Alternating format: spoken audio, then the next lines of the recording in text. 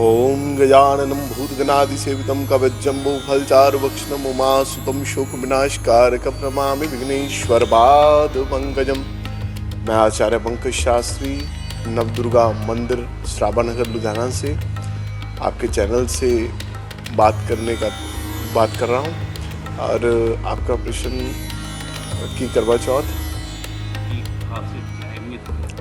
देखिए करवा चौथ का जो व्रत है बहुत पुरातन समय से चला आ रहा है और ये कार्तिक मास की कृष्ण पक्ष की चतुर्थी को, जिसको हम कर्क चतुर्थी भी बोलते हैं, तो करवा चौथ भी कहते हैं, ये व्रत रखा जाता है। और सबसे पहले ये स्त्रियाँ ही रखती हैं, हमारी माताएं बहनें रखती हैं अपने सौभाग्य के लिए। सौभाग्य कौन है उनका? उनके पतिदेव, उनकी लंबी आयु के लिए। पुरातन समय में सबसे पहले ये माता पार्वती ने भगवान शिव के लिए रखा था और उसके बाद द्रौपदी ने पांडवों की रक्षा के लिए श्री कृष्ण भगवान के कहने पर ये व्रत रखा था। और एक कथा और आती है कि रानी सत्यावती ने भी ये व्रत रखा था। तो मूल रूप से इसका जो मुख्य कारण है, वर रूप में पति की रक्षा, जो वर हैं उनकी रक्षा के लिए, उनकी लंबी आयु के लिए, समस्त व्याधियां उनकी नष्ट हों, किसी भी प्रकार से उनको कोई कष्ट पीड़ा ना रहे, पति की लंबी आयु के लिए रखा जाता है। अच्छा, इसमें कौन सी कथा की जाती है और सबसे पहले किस द्वारा कथा की? सबसे पहले जो कथा की गई, मैंने जैसे कि बताया कि ये माता पार्वती ने भगवान शिव के लिए रखा था और द्रौपदी ने पांडवों के लिए रखा था कि उनकी लंबी आयु हो भगवान श्री कृष्ण के कहने पर। और एक मान्यता है कि रानी सत्यावती ने भी ये व्रत रखा था, जो कि 7 भाइयों की एक बहन थी। तो दानवों से रक्षा प्राप्त करने के लिए उसने अपने पति की लंबी आयु के लिए ये व्रत को रखा था। कथा थोड़ी सी ये लंबी है, जो कि करवा चौथ के दिन ही कही जाती है। तो क्या इसकी क्या विधि है? कहते हैं कि इसके बाद, कथा के बाद एक बार पानी पिया जा सकता है या कुछ ग्रहण कर सकते हैं? देखिए करवा चौथ के दिन सुबह के समय जो हमारी माताएं बहनें हैं वो सरगी के समय, सुबह के ब्रह्म बेले के समय, जिस समय चंद्रमा रहते हैं, उस समय जल वगैरह ग्रहण करके, थोड़ा अपना भोजन वगैरह ग्रहण करके, पूजा अर्चना करके के पूरा दिन निर्जल रहती है।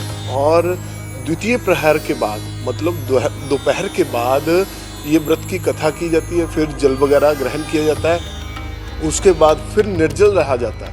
और जब सायंकाल हो जाता है, चंद्रमा को देख करके, चंद्र उदय जब होते हैं, तब उनको अर्घ्य दे करके पति देव अपनी पत्नी को ये जल ग्रहण करवाते हैं और पूजा अर्चना करने के बाद वो भोजन प्रसाद ग्रहण करते हैं।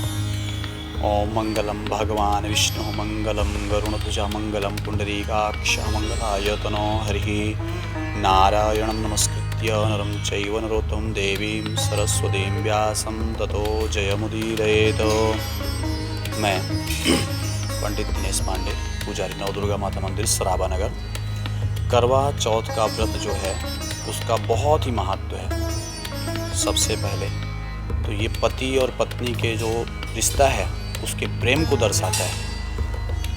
पति और पत्नी का जो एक मधुर संबंध होता है, करवा चौथ उसका ही जो है सूचक है।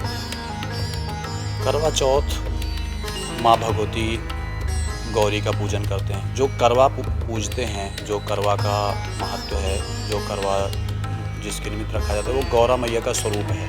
पहले तो हमने ये समझना है, करवा जो हम पूजते हैं कलश, वो गौरा मैया का स्वरूप उसको मानते हैं।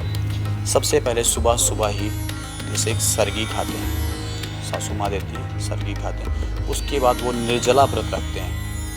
फिर रात को व्रत रखने के बाद रात को जब चंद्रोदय हो जाता है तो जल पीते हैं। वो भी जल पति के हाथ से पीते हैं, यानी कि, और वो भी चंद्रमा को देख के।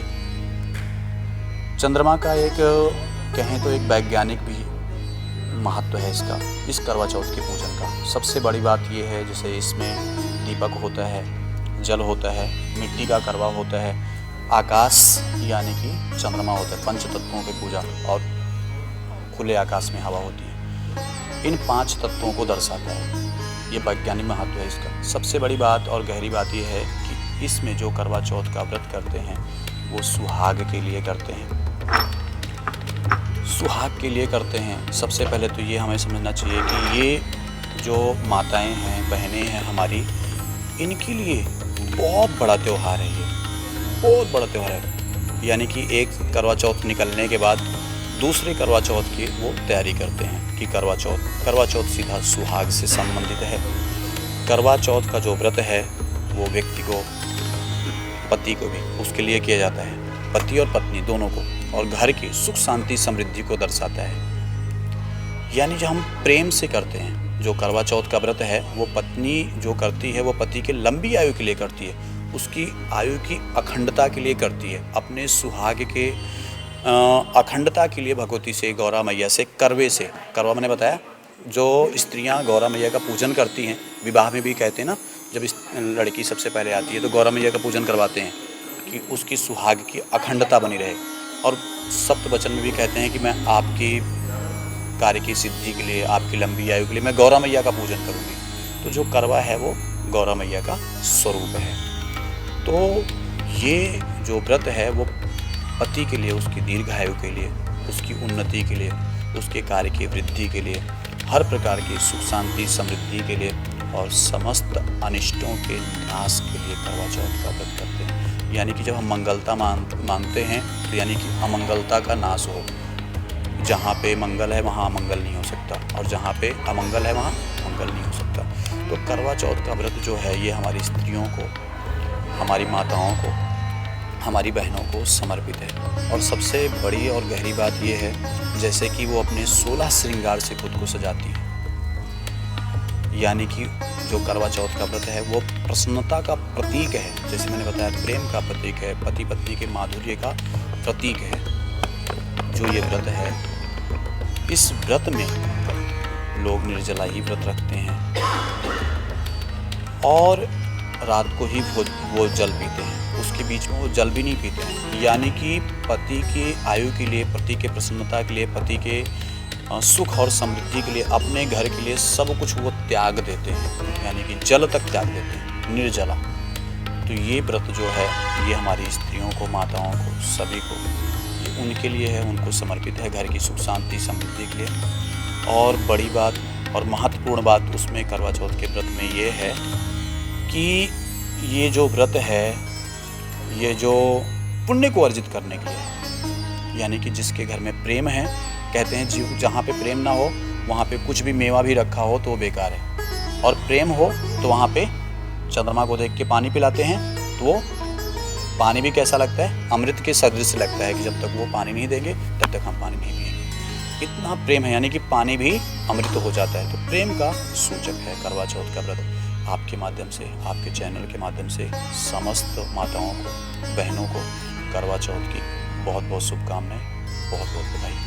कल सुबह कितने बजे रखना चाहिए, सूर्य उगने से पहले? हाँ, सूर्योदय के 2.5 घंटे पहले कम से कम। यानी कि समझ लीजिए कि जो सर्गी खाते भी हैं वो मान लीजिए कि अभी तारे हों, अंधेरा हो, यानी कि कम से कम, जैसे मान लीजिए आजकल सूर्योदय होता है लगभग 6:30 बजे के आसपास, तो कम से कम 4 बजे जो भी उनको खाना पीना है वो खा लें, और उसके बाद बस उनका व्रत है।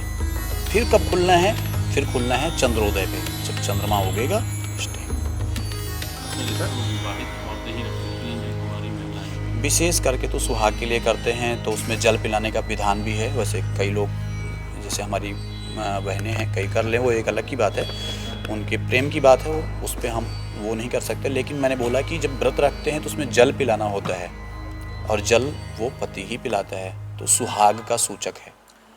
तो उन्हीं को करना चाहिए जिनका विवाह हो गया है, यही शास्त्र सम्मत है। करवा चौथ पे तो खास ध्यान रखने वाली बात है। खास ध्यान देने वाली बात यही होती है, जैसे कि कहते हैं कोई सोया हो, वो कथा में भी आता है, उसको नहीं जगाना चाहिए। कोई सिलाई बुनाई नहीं करनी चाहिए, किसी को अपशब्द नहीं बोलना चाहिए। बस सिर्फ और सिर्फ कहते हैं बस गौरा मैया का ध्यान, अपने व्रत का ध्यान, अपने घर की सुख शांति समृद्धि के लिए, घर की उन्नति के लिए, और अपने पति के दीर्घायु के लिए, यानी कि अपने सुहाग की अखंडता के लिए।